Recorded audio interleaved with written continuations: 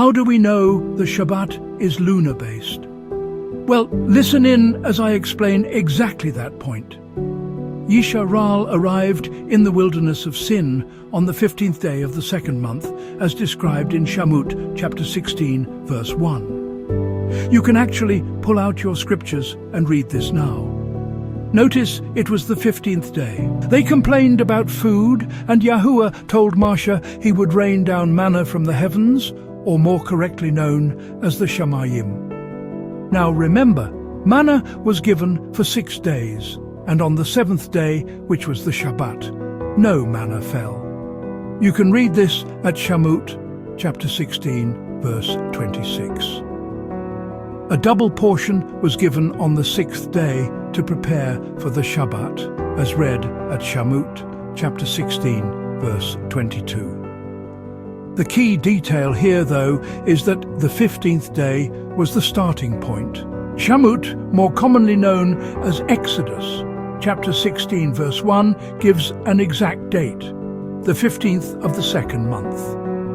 The manna cycle started the following morning on the 16th day and continued for 6 days from the 16th to the 21st day. The 7th day, on the 22nd, was a Shabbat, and no manna fell. So what this suggests is this. If the 22nd day of the month was a Shabbat, then the previous Shabbats would have also fallen on the 8th, 15th, and 29th day of the lunar cycle. This matches the Lunar Shabat pattern, where the Shabbat is always on the 8th, 15th, 22nd, and 29th days of the lunar cycle. Also, the Dead Sea Scrolls show that the Essenes rejected the Lunar Shabbat in favor of a fixed solar calendar, indicating that a Lunar Shabbat was once practiced, but later abandoned. So it was the normal practice before they changed it. The Essenes called the lunar-based calendar corrupt. So men decided to change it and promoted a 364-day cycle, like in the Book of Jubilees.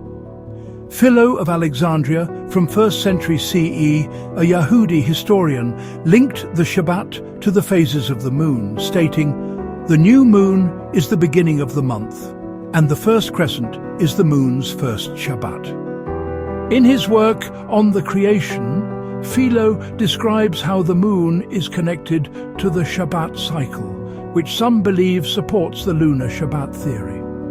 This suggests that the Yahudim observed a lunar-based Shabbat cycle in his time. Add to the fact as well that YAHUAH says in Bereshit, Genesis, to use luminaries for signs, which you can read at Genesis chapter 1 verse 14. And Shamut Exodus chapter 31 verse 13 says the Shabbat is a sign, well, that makes it pretty clear. These are Torah instructions and overrides any statements made in the Book of Jubilees or Enoch. I'm not saying those books do not add value or context, but if I have to choose one to follow, then it's the Torah of YAHUAH. If you found value with this, please share it to your family and friends. Shalom and Barak, you all.